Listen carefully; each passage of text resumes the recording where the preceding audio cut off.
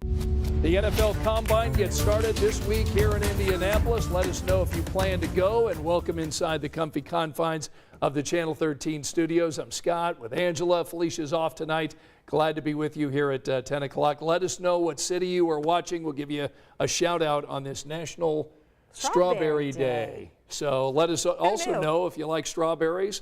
Where do you like to eat those strawberries? You like them dipped in chocolate? Sure. You like them for breakfast, lunch, all by itself as a side dish? All works for you? Yes. There you go. And we are talking about the storms that rolled through central Indiana today. That is quieted down, and what a day it's been for us. Yes, it was a busy afternoon from about noon to 3:30. Right. We were tracking a couple lines of severe storms. More than a handful of wind damage reports locally, and we think the National Weather Service will be going out to Hancock County in particular to survey the damage there, because what we saw on live Doppler 13 radar, the debris signature and the velocities with it certainly looked like a tornadic cell. Okay. So they'll be able to go out, survey the damage. Straight line winds, was it a tornado? And we hope to have some information for you about that tomorrow. And all of those white circles indicate wind damage reports. So we had that in Hancock County. We had one kind of on the Fountain Park County line, a couple in Fayette County, some power lines down, one to the south of Brookville, basically northern sections of Ripley County, and another cell that produced some damage near the Bloomington and Lake Monroe area. So it was a stormy afternoon. It was soggy at times. It's also been very, very windy outside of the thunderstorm activity. We still have some areas of light rain and drizzle, as you can see with live Doppler 13 radar. Important to note here, nothing severe, but check out those wind gusts. My God. Still near 50 miles per hour. Wow. That's strong enough to bring down some trees, some limbs. The ground is saturated, so it wouldn't take much.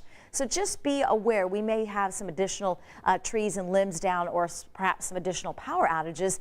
That 47 mile per hour gust reported in Indianapolis, 49 mile per hour gust right now in Muncie.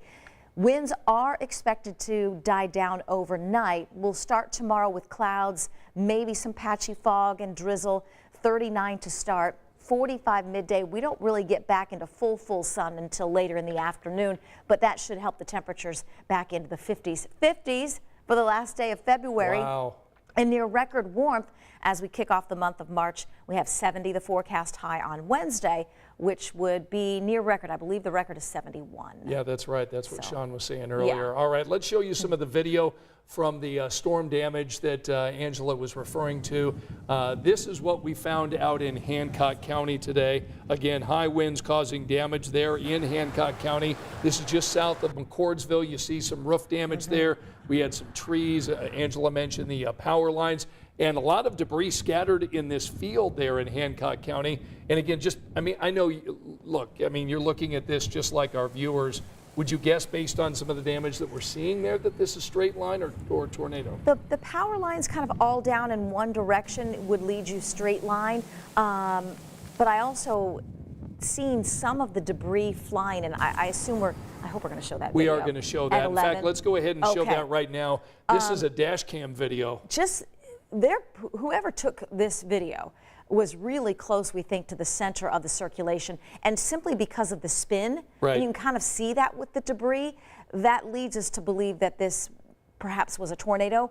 And really what we saw on radar, boy, the debris signature was there, the tight rotation was there, and I don't think it was probably on the ground very long, but enough obviously to do some damage. And it very well could have been a combination of both. We could have had a brief circulation, and we had strong winds the rest of the day that could have done some additional damage as well. Okay, so the expectation, National Weather Service crews will be out there monitoring everything and give us a report tomorrow at some point. And what they look at, okay, how is the debris spread out? Is it all in one direction? That's pretty easy, that it would be straight line wind, or do we have a piece here, a piece there, a piece here that would indicate that something was rotating? Got it. Okay. Want to say hello to Fulton tonight. He's already talking strawberries. Teresa said that her wind chimes were very loud today.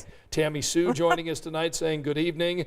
Patrick's with us. Ralph in Alabama again. Monica is with us saying she loves strawberries. We're going to get to that strawberry video in just a moment. Terry says any time and place for strawberries. Jeremy likes them with sugar.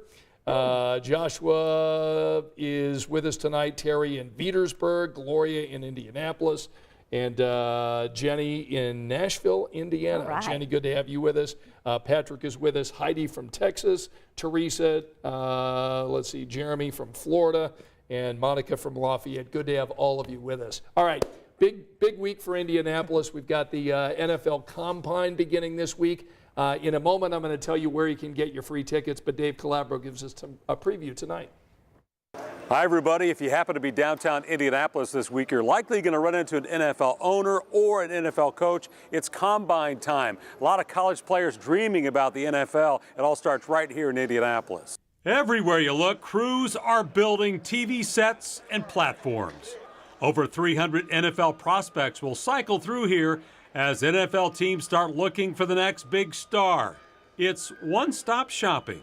They're all in these hotels via climate-controlled skywalk within steps of interviews, on-field, taking meetings. It's just there's an ease to doing business here. Chris Gall is the executive vice president of Visit Indy. The Combine will bring in over $10 million in revenue, not to mention the exposure with national media here. You cannot purchase 1,000 national media, sports media, bantering about not only what happens inside Lucas Oil Stadium, but their experience here in the city. That's immeasurable. NFL Network, hundreds of hours of coverage devoted to the Combine in Indianapolis. That sweet-sounding word said repeatedly. The Combine has been a part of Indianapolis since 1987. It's grown into a major event. But other NFL cities now want a shot at hosting it. Right now, we're working alongside the Mayor's Office, the Indiana Sports Corps, the Capital Improvement Board, with the Colts as our QB. We put in another bid, another expression of interest to say, don't move it, keep it here. We want it here long term. And so we're waiting to see in the coming months what that means. We're hopeful we'll be another finalist and that we can refine our bid and hopefully keep it here safe and sound into the future.